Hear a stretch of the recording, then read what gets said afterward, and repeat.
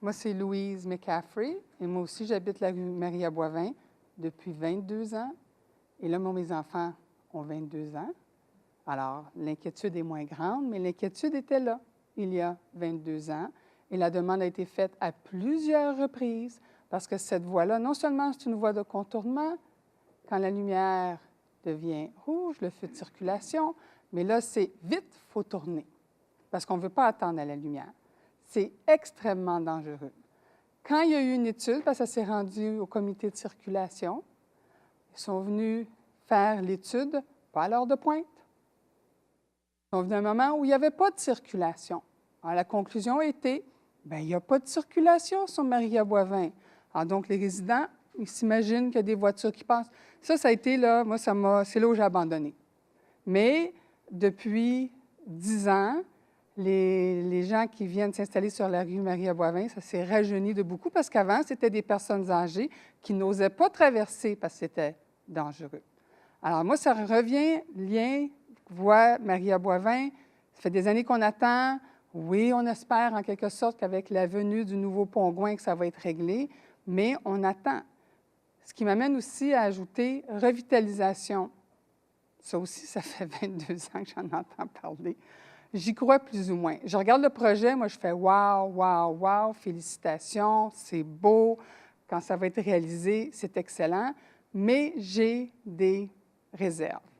Et la réserve, c'est que le pont-Gouin existant, et selon ce que vous avez mentionné, celui qui s'en vient, le but premier, c'est circulation fluide. Mais moi, ça me donne des frissons. Parce que circulation fluide, c'est de faire tout dans notre possible pour que ceux qui veulent passer puissent passer le plus rapidement possible. Ça ne devrait pas être ça le but. On parle de vieux quartiers où il y a des mélanges de résidences, de commerces. Ce n'est pas une autoroute. Et je vais vous dire, quand vous avez mentionné qu'on allait élargir les voies du pont, là, j'ai dit, ça va être pire. Déjà, ils ne sont pas capables de ralentir sur le pont, puis c'est très, très étroit. Il y a des accidents régulièrement que moi, j'ai constatés sur le pont parce que les gens circulent trop vite, sont trop collés l'un sur l'autre, ils n'ont pas le temps d'arrêter. C'est ridicule. Ce n'est pas une autoroute. C'est une voie d'accès pour que les deux rives se rejoignent. Moi, je sais que j'ai envoyé, j'ai écrit dans le journal, en tout cas, il y a moi, je suis sûre qu'il y en a d'autres qui ont pensé, la vitesse devrait être réduite dans nos vieux quartiers parce que les routes sont étroites. Déjà, la rue Saint-Jacques n'a pas les voies, la largeur permise pour avoir deux rangées de voitures plus la voie de stationnement. Et d'ailleurs, ce que j'ai su, s'il y a un accident, mais les assurances ne le reconnaissent pas parce que nos voies ne sont pas conformes. Et moi, mon intervention, c'est que oui, tout est beau, mais moi, ce qui m'inquiète, est-ce que ça va juste faire en sorte que les gens vont passer plus vite qu'ils le font déjà? Et c'est déjà trop vite.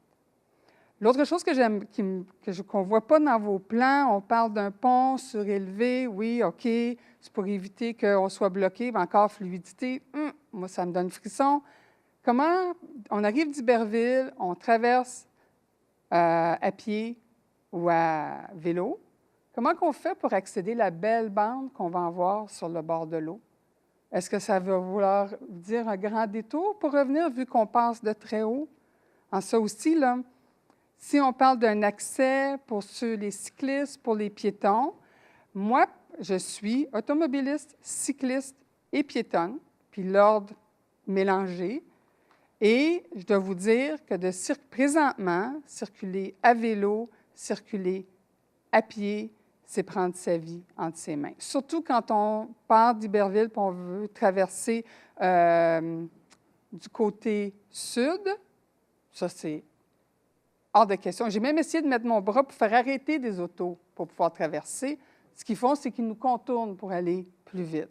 Alors, il y a un problème qui existe maintenant, qui existe depuis très longtemps, que, selon moi, on refuse d'adresser à court terme parce qu'on a un gros projet qui s'en vient, qui, si j'ai bien compris, n'est pas encore approuvé par Transport Québec, quand on parle de la construction du pont Gouin. Mais ce n'est pas approuvé. Il n'y a rien. OK. Donc, 2014, commence à y douter. Alors, est-ce qu'il serait possible de faire quelque chose aujourd'hui? Puis, je ne parle pas de gros travaux ou de gros, peut-être une coupe d'affiches, une coupe de... Je comprends qu'on ne veut pas dépenser en sachant qu'on va faire des travaux importants, mais ça serait possible quand même de faire quelque chose maintenant. Quand on parle de fluidité, ce n'est pas nécessairement fluidité vitesse, mais fluidité dégagement des voies. Le fait aussi qu'actuellement, ça ne soit pas très fluide à l'intersection première rue et 5e, dans le fond, la sortie du pont, fait en sorte que les gens ont pas mal tendance à tourner à droite aussi. Il peut y avoir des interventions qui font qu'on en fait un sens unique, qu'on empêche l'accès à cette rue-là. Ça, c'est actuellement, au moment où on se parle, c'est pas canné dans les livres à savoir est-ce que c'est un ou l'autre des options. C'est clair que quand on a fait des consultations publiques en 2011, c'est ressorti aussi la question de la rue Maria-Boivin, à savoir qu'est-ce qu'on fait avec ça. Il y en a même qui sont manifestés, qui ne sont probablement pas des gens de la rue, qui disaient « il faut garder ça ouvert parce que c'est l'accès facile pour Iberville ». C'est vrai que ça peut être tentant, évidemment, quand on arrive du côté Iberville puis que la lumière est rouge. Donc, c'est un défi, mais je vous dirais qu'on ne l'écarte pas du tout. Peut-être qu'il a été pelleté un peu par en avant parce que ça fait longtemps qu'on sait que le pont est dû pour être changé. Là, on arrive à échéance. Je pense qu'en termes d'intervention, d'inverser circulation, tout ça au moment où on se parle, le feu n'est pas adapté à cet effet-là au coin de la rivière, au coin de la 5e. Puis, on a des interventions qui sont en cours aussi, des études de circulation, etc., pour voir comment on peut justement améliorer la fluidité de cette intersection-là et non pas la vitesse de passage.